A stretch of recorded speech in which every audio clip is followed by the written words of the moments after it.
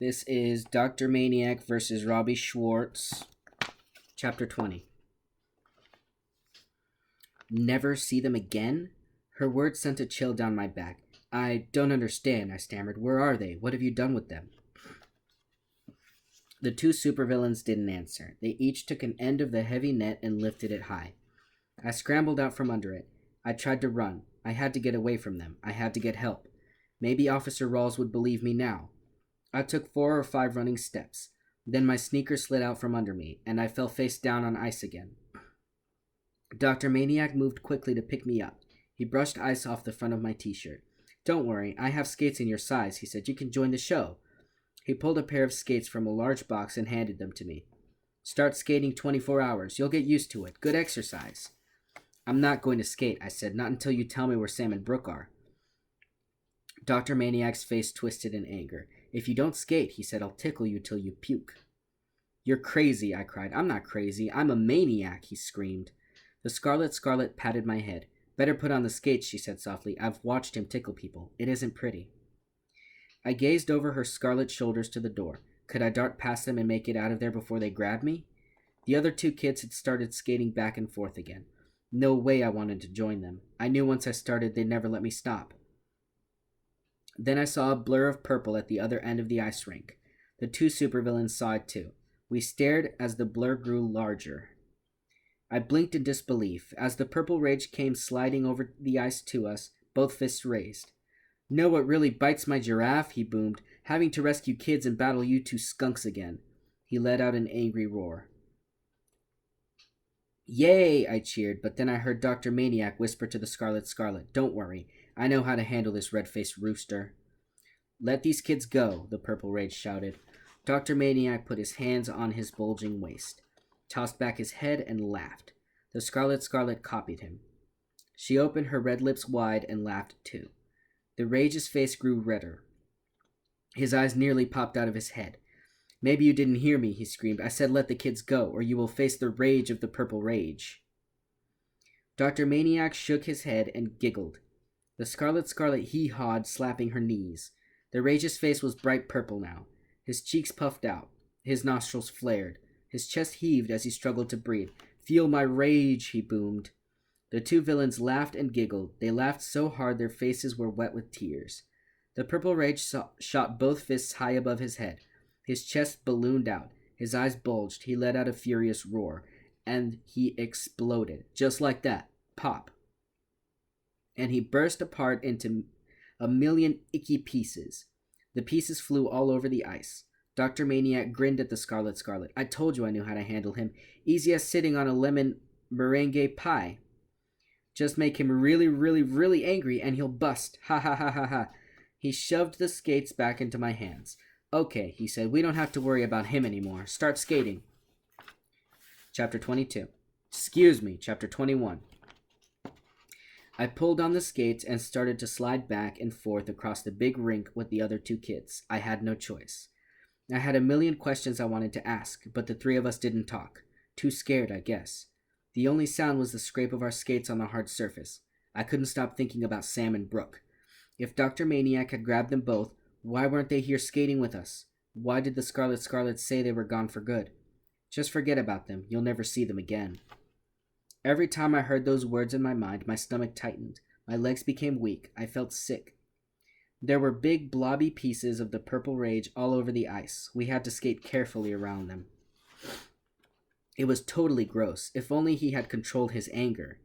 I let out sigh after sigh. Was he our last hope? How long did I skate? Maybe an hour, maybe 2 hours. More kids joined us. The 2 supervillains were keeping their promise. They were busy grabbing all the kids in town. Soon the skating rink was mobbed. It was a horrifying sight. Dozens and dozens of sad-looking kids skating silently, all too terrified to stop. Sweat poured down my face. My long hair was soaked. My legs trembled with every move. I pushed my way through the crowd, skating slowly, painfully. I felt exhausted. I knew I couldn't skate much longer. Sam, Brooke, where are you? I muttered under myself. How could I get out of there? How could I find them? Finally, I began to think clearly.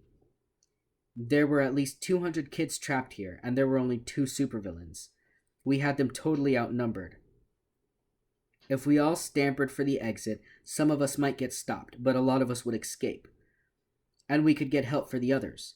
I raised my eyes to the back wall. A huge video screen hung high on the wall. On the screen, the Scarlet and Dr. Maniac gazed down at us. Their eyes sparkled happily as they watched us skate. Maybe I can wipe those smiles off their faces, I thought. An enormous round clock, black numbers against white, hung next to the video screen. The clock said 8:20. I lowered my hands to my knees and began gliding through the skaters. At 8:30, head for the door, I whispered. Pass it on. I crisscrossed the rink, trying to reach as many kids as I could. 8:30, we escape, I whispered again and again. Head for the door. Pass it on. Kids gazed up at the big video screen with frightened looks on their faces. Keep skating, I whispered. Pass it on. At 8:30, we head for the door. My legs ached. My heart pounded in my chest. My skates scraped the ice as I kept my eyes on the clock. 1 minute to go. I could feel the excitement build among all of us trapped kids. A hush fell over the rink. I tensed my leg muscles and prepared to burst to the exit. The seconds ticked away. At first I thought the cracking sound was coming from outside. But then I heard kids scream. I saw a girl slide onto her back. Her feet shot straight up into the air. The cracking grew louder. I slid to a stop as chunks of ice sank in front of me. It's melting, a boy screamed. It's all melting. Chapter 22. A deafening roar rang out. The ice cracked and fell away. All around me, kids were sinking into deep, bone-chilling water. Screams and startled cries echoed off the tile walls. I raised my eyes to the video screen. Dr. Maniac stood at a computer, typing frantically as the Scarlet looked on. He was melting the ice. He had it all set up. He knew exactly how to block our escape. The surface cracked beneath me. I let out a groan as I went plunging down. The icy water rose up to my knees. Shuddering and shivering, I thrashed my arms helplessly. I sank to my waist and kept dropping. The water was so cold I could feel my whole body going numb. All around me, kids shouted and cried and splashed and kicked. Kids tried to swim out of it. Big chunks of ice blocked their way. Gotta move, I muttered to myself, shivering and shaking, before I'm totally numb. Too cold to swim, too deep to walk. I hurtled forward, pulled myself, used every bit of strength I had. Finally, shivering, my teeth chattered. I crawled from the freezing pool. Dr. Maniac stood nearby at the computer controls. Could I get to him before he saw me? With a shudder, I climbed to my feet, staggering toward him, water running off me. Lurched ahead, shivering and shaking, and dove at Dr. Maniac. I didn't think. My brain was totally frozen. I had no plan. I just threw myself at him. With a groan, I grabbed at him around the waist. He struggled, tried to spin out of my grasp, but I held on tight. Gasping for breath, I pulled myself up on him. I grabbed at his cape. My wet hand slid off. He started to duck away. I raised both hands and grabbed his face. Yes, I uttered. My whole body shuddered and shivered. I tightened my fingers around his face, and it came off. His face came off with my hands. It was a mask. I tossed the mask down and stared into his real face and screamed at the top of my lungs, Sam, it's you! Chapter 23. Shivering from the freezing water that soaked my clothes, I stared at my brother. Sam? He grabbed the mask from me. I'm not your brother anymore, he said. I'm Dr. Maniac. But how? I choked out.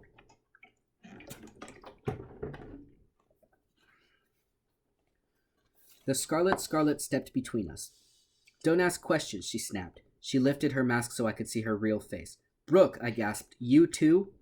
I told you to forget about us, she said. Sam and Brooke are gone forever. She pulled the Scarlet mask back over her face. My mind was spinning. I felt dizzy. Meanwhile, kids were screaming and crying. I turned and saw terrified faces, thrashing arms and legs. Kids were swimming and splashing, trying frantically to get out of the ice-clogged pool. On the big video screen on the back wall, I glimpsed myself standing between Sam and Brooke. I could see the totally shocked expression on my face. I grabbed my brother by the shoulders. But why, Sam? I asked. Why did you choose to be evil? Sam's dark eyes locked on mine. You said it first, Robby, he replied. You said the villains are always more interesting. He pulled the mask down over his face. I'm a maniac now. I'm not your pudgy kid brother anymore. But Sam, I protested, You were always the talented one, he said, sneering. Mr. Talented Artist with his awesome comic strips, and I was just the chubby joke. Well, not anymore. I'm evil, Robby, and soon I'm going to be rich. No, this is wrong, I cried. This is totally wrong. Sam, you have to come home. He and Brooke stepped close and sandwiched me between them. Are you with us or against us? Brooke asked. With us or against us? Sam demanded. It wasn't a question, it was a threat. They pressed against me. I could feel their evil. With us or against us? Sam demanded. I couldn't believe it. I felt terrified of my own brother and my friend. They glared at me, waiting for my answer. I took a deep breath. Against you, I said, finally. Now what are you going to do? Chapter 24. Before they could answer, the back doors crashed open. All three of us turned and saw a group of black-uniformed police officers swarm into the rink. No! Dr. Maniac let out an angry cry. The Scarlet gasped and took a step back. She tripped over her cape and nearly fell over. At least a dozen cops ran in. Some waded into the pool and began pulling out the freezing, frightened kids. Others came running to the front of the pool. I recognized Officer Rawls. He led 5 or 6 other cops toward us. Good work, Robby, he shouted. You led us right to them. Dr. Maniac and the Scarlet were too stunned to move. The cops surrounded us. You two villains are going away for a long time, Rawls shouted. Dr. Maniac tossed back his head and laughed. You loser cops will never take us, he cried. The cops made a grab for them. I heard a soft pop, and Dr. Maniac and the Scarlet vanished. The cops grabbed at the air. Where did they go? Rawls cried. Don't let them get away.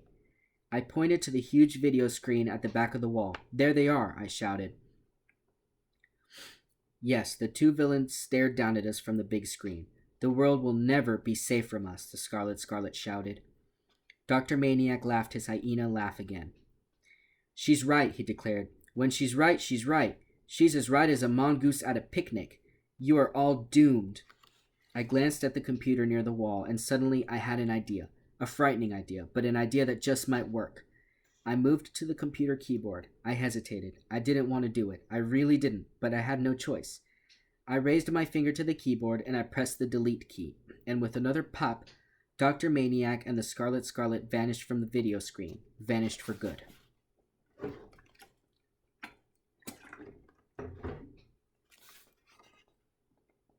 Chapter 25. Mom and I were in my bedroom. Mom leaned over me with her hands on my shoulders, reading the comic strip on my laptop. It was a long story, the longest I'd ever drawn. I called it Dr. Maniac vs. Robby Schwartz. Mom finally finished it and took a step back. Wow, she said, that's excellent, Robby. Very exciting. The swimming pool scene is terrific. Did you like it? Really? I asked. Yes, she said, but it has such a sad ending. You deleted your brother and your friend Brooke? I nodded. I thought it was a perfect ending. I said, good triumphed over evil, but it was also sad. I like the way you mixed the real world with the pretend world, Mom said. Very clever. I know you hate being an only child. So you invented a brother and a sister for yourself. Yeah, I guess that's why I made up Sam and Taylor, I said. Mom patted my shoulder. Maybe you spend so much time at your computer because you're lonely, she said.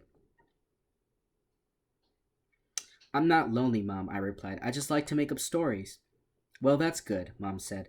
I'm going to write a new comic with all new characters, I told her. Maybe I'll give myself 3 brothers and 3 sisters. That made Mom laugh. The phone rang. She gave me a wave and hurried downstairs. I turned back to my laptop. Whoa! I let out a startled cry. There was a drawing on the screen I'd never seen before. In the drawing, Dr. Maniac and the Scarlet stood side by side, and standing next to them was my imaginary sister Taylor. Hey, I didn't draw this, I cried. I leaned close and studied the screen. They were standing in an amusement park. I don't believe this, I muttered. How is this possible? Then dialogue balloons popped up over their heads. Taylor said, Listen, Robby, next time I want a bigger part. I didn't get to do anything in your dumb story. The Scarlet said, We don't like your ending. We have a better ending. And finally, Dr. Maniac, grinning out at me like an evil fiend, said, You won't like our ending, Robby, but we'll be showing it to you real soon. We'll be waiting for you in Horrorland.